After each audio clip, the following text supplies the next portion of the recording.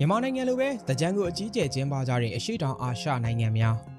မင်္ဂလာပါယူသန်တဲ့ဒိမန်ပရိသတ်ကြီးရေတကြံလိုပြောလိုက်ရင်ရေပတ်ခံထွက်တာမုံလုံးရေပေါ်ကျွေးတာနဲ့ဘရောက်ပန်းတွေကိုပဲမြန်မာပြည်မှာပြေးမြင်မိကြမှာပါ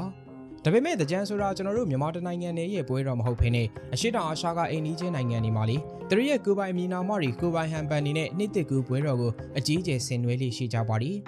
ရေပတ်ကြတာချင်းတူပေမဲ့ယဉ်ကျေးမှုအရာဘာတွေကွဲပြားနေလဲဆိုတာအတူတူလေ့လာကြည့်ကြရအောင်ပါ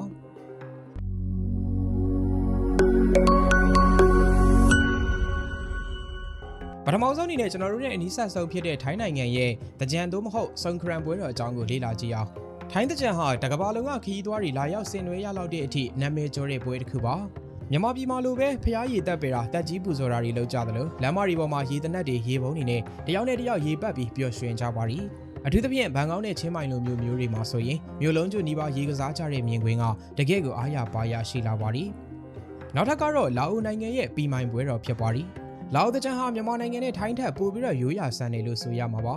သူတို့ကရေပတ်တဲ့အခါမှာတန်ရှင်းစင်ကြယ်တဲ့အမွှေးနံသားရည်တွေကိုသုံးချပြီးကောင်းချီးပေးတဲ့သဘောနဲ့ပတ်ကြတာပါဒါ့အပြင်လမ်းဘေးမှာအလှပြနတ်သမီးလေးတွေနဲ့လှည့်လည်တဲ့ပွဲတွေရိုးရာအကအလှတွေနဲ့အတူလူရန်စားမရွေးတပြောတပါဆင်နွှဲကြတာမို့လာအိုရဲ့တကြံဟာအလွန်ကိုချစ်စရာကောင်းတဲ့ယဉ်ကျေးမှုပွဲတော်တစ်ခုဖြစ်ပါသည်အိန္ဒိချင်းကမ္ဘောဒီးယားနိုင်ငံမှာတော့ဒီပွဲတော်ကိုချိုးချနန်သမီးလို့ခေါ်ပါသည်သူတို့ကရေပတ်တာအပြင်ကိုမှရိုးရာကစားနည်းတွေကိုပို့ပြီးဦးစားပေးကြပါသည်ဖျားเจ้าကန်ဒီမှာတဲစီတီတွေတီးကြသလိုမိသားစုတွေဆုံဆုံလင်းလင်းနဲ့စားတောက်ပွဲတွေကျင်းပကြတာပါ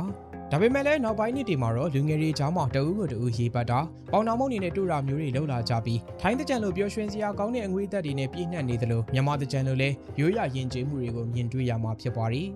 ဒါအပြင်ကမှဗီယက်နမ်နိုင်ငံမြောက်ပိုင်းနဲ့ယူနန်ပြည်နယ်ကဒိုင်းလူမျိုးတွေမှာလည်းအခုလိုမျိုးရေသပင်ပွဲတော်ကိုဆင်နွှဲတာမျိုးရှိကြပါသည်သူတို့အတွက်ရေဟာကန်ကောင်းခြင်းနဲ့တန့်စင်ခြင်းရဲ့ပြရုပ်ဖြစ်တာကြောင့်မလို့နှစ်တစ်မှာအညစ်အကြေးတွေကိုဆေးကြောတဲ့အနေနဲ့ရေပတ်ပြီးတော့တန့်ရှင်းကြတာပါတနိုင်ငံနဲ့တနိုင်ငံအခေါ်အဝေါ်တွေမတူကြပေမဲ့အခြေခံရည်ရွယ်ချက်ကတော့နှစ်ဟောင်းမှာရှိခဲ့တဲ့အညစ်အကြေးတွေကိုရေနဲ့ဆေးကြောပြီးနှစ်တစ်မှာကောင်းကျိုးမင်္ဂလာတွေရဖို့အတွက်ဒီလိုလာမျိုးမှာအခုလိုမျိုးရေသပင်ပွဲတော်ကြီးတွေကိုဆင်နွှဲကြတာပါအရှိတောင်အာရှတွေကဒီနိုင်ငံတွေဟာအခုလိုမျိုးအမြင့်တွယ်နေတဲ့ရိုးရာယဉ်ကျေးမှုတွေကိုယနေ့အချိန်ထိဆက်လက်ထိန်းသိမ်းထားပါသည်အရှိတောင်အာရှရဲ့ဒီလိုပွဲတော်တွေဟာကျွန်တော်တို့နိုင်ငံရဲ့ယဉ်ကျေးချစ်ကြည်မှုနဲ့ဘာသာရေးယဉ်ကျေးမှုတူညီမှုတွေကိုဖော်ပြနေတာဖြစ်ပါသည်။တကြံရောက်တိုင်းမြန်မာကလွယ်လို့ရှိရင်နိုင်ငံတကာခရီးသွားတွေဟာအဲ့ဒီဒေသတွေကိုတကူးတကသွားရောက်ပြီးဒီလိုထူးခြားတဲ့ရိုးရာအစဉ်အလာတွေကိုလေ့လာကြလိမ့်ရှိပါသည်။အခုကြည့်နေတဲ့ပရိသတ်တွေထဲမှာရောမြန်မာတကြံပြင်ဘယ်နိုင်ငံကတကြံတွေကိုသွားရောက်လေ့ပတ်ဖူးပါသလဲ။ဘယ်နိုင်ငံရဲ့ရိုးရာကအကောင်းဆုံးဖြစ်မလဲဆိုတာမှတ်ချက်ပြောပေးခဲ့ကြပါဦး။အခုလိုအဆုံးထိနားဆင်ပေးတဲ့အတွက်အားလုံးကိုကျေးဇူးတင်ပါတယ်။နေ့တစ်မှာရေလိုအေးလိုပန်းလိုလန်းနိုင်ကြပါစေလို့လည်းဆုတောင်းပေးလိုက်ရပါတယ်ခင်ဗျာရှေ့ဆက်ပြီးတော့လည်းစိတ်ဝင်စားစရာကောင်းတဲ့အကြောင်းအရာတွေကိုဆက်လက်တင်ဆက်ပေးသွားအောင်မို့စောင့်ကြည့်ပေးသွားကြပါအောင်ခင်ဗျာ